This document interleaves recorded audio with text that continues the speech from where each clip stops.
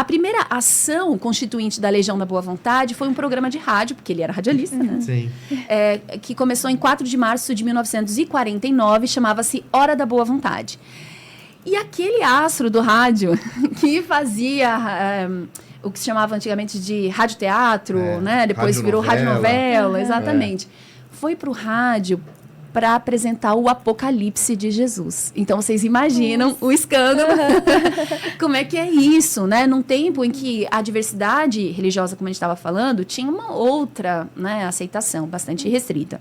Foi falar do Apocalipse, foi falar do Evangelho, basicamente foi falar de Jesus, num país em que as pessoas passavam fome, em que os índices de analfabetismo eram altíssimos, né? A gente pensa as últimas décadas como constituidoras de realmente acesso na educação básica no país.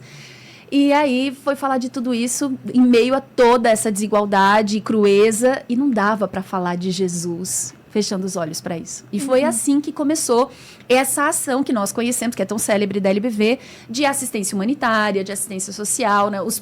As primeiras ações. Então, tem uma primeira grande ação, que é mãe de todas as outras, e que se chamava Sopa dos Pobres. E que o povo no Rio de Janeiro, porque ia para as madrugadas atender a população que vivia na rua, começou a chamar de a sopa do Zarur, porque no rádio ele pedia ajuda das pessoas. As pessoas estão passando fome na nossa cidade, a gente não vai fazer nada, né? E aquilo começou a mobilizar. Então chegava cadeira de rodas, chegava alimento, chegava de tudo, né? E a Hora da Boa Vontade virou essa grande ponte, né? Inclusive, essa primeira ação foi mãe da nossa Ronda da Caridade, né? Que é esse primeiro grande programa de assistência humanitária e que depois deu origem a tantas ações da LBV. A LBV, então, fundada no ano seguinte, 1º de janeiro de 1950, na primeira semana, outro escândalo, do ponto de vista do diálogo interreligioso. Ele realiza, em 7 de janeiro, a primeira cruzada de religiões irmanadas. Então, ele tinha passado os 3 últimos meses do ano anterior na Associação Brasileira de Imprensa, reunindo religiosos e articulando um encontro em que essas pessoas iam sentar-se à mesa e ninguém ia bater em ninguém. Ia acontecer diálogo, né? Uma coisa... E foi muito inteligente escolher a ABI, escolher um território neutro, escolher os jornalistas, né? Como um espaço de coragem e, ao mesmo tempo, um espaço de diálogo. Então, ali, em 7 de janeiro... Desculpa, Paula, e democracia, né? Exato. E o exercício dessa liberdade, né? Num período, né, em que a gente está no pós-Segunda Guerra, em que muita coisa está sendo discutida. Início de Guerra Fria. Exatamente. A ONU nascendo já com a sombra da Guerra Fria, quer dizer, muitas incoerências em debate, né? E aí esses religiosos falam pacificamente. Então, assim, os jornais da época, o Globo noticiou, falou, olha, aconteceu um negócio. Isso.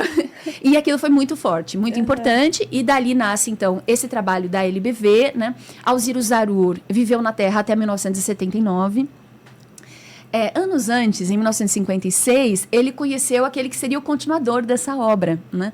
José de Paiva Neto, que é o presidente pregador da Religião de Deus, do Cristo e do Espírito Santo, era um jovem de 15 anos quando conheceu a LBV e de 16 anos quando conheceu o Alziro Zarur, né? E ele, assim, no primeiro dia que ele veio trabalhar na LBV, ele já foi fazer campanha, já foi pedir coisas para as pessoas necessitadas, né? Então, ele ouviu no rádio uma música de Natal que era a assinatura marqueteira de Alziro Zarur, só que era junho. Então, música de Natal em junho, aquilo mexeu muito com ele, o idealismo daquele jovem e tal.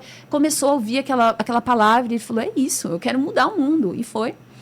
E tá, desde então, nesse trabalho, né, heróico, ele está completando agora em junho 68 anos de luta, né, de perseverança nessa causa, e eles realmente viveram um reencontro espiritual. Assim, é muito bonito ouvi-los falando sobre isso, porque quando o irmão Paiva completa, eu chamo ele assim, né, para nós essa questão da fraternidade é muito importante, nós nos referimos uns aos outros como irmãos, tá? Então vai aparecer algumas vezes na minha fala. Então ele conta que ele já estava há 1 ano fazendo parte das campanhas sociais da LBV, né, participando. E aí ele resolveu conhecer Alziro Zarur. E foi. Né? Descobriu onde o irmão Alziro Zarur morava.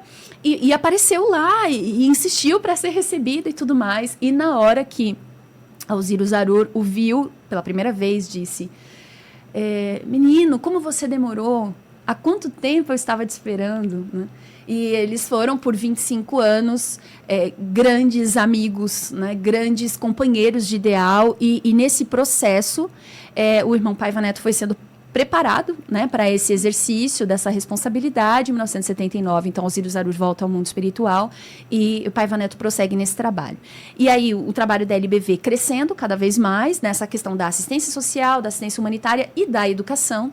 E aí é uma série de transformações, né, importantes na legislação brasileira para dar segurança para as pessoas que recebem os atendimentos de assistência social, e que exigiam uma série de cuidados para deixar muito claro que as pessoas não teriam que se converter a uma escola de fé para receber amparo, né? Infelizmente, historicamente, isso aconteceu muitas vezes, né?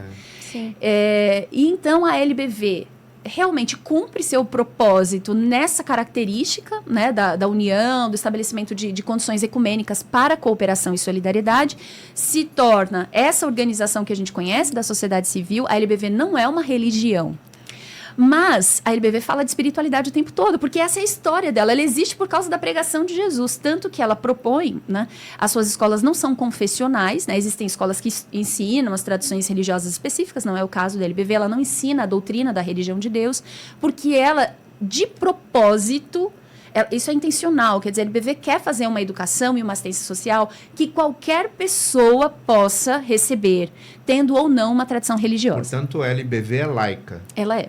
Então, o que é difícil na nossa sociedade é que a gente pensa que, às vezes, a gente acha que a laicidade é abrir mão dos direitos espirituais. Perfeito. E das respostas espirituais para a vida. Não é isso. Não tem nada a ver, né? Não é isso.